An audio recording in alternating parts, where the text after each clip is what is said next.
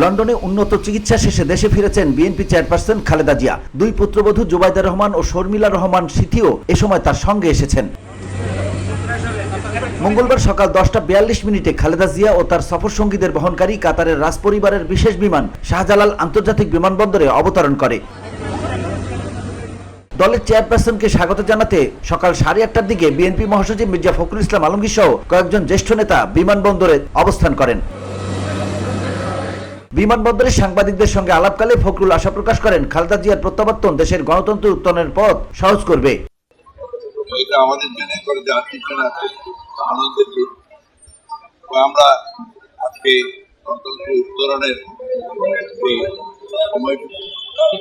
সময় তার আমাদের দেশের জন্য জনগণের জন্য একটা অত্যন্ত অত্যন্ত উল্লেখযোগ্য দিন।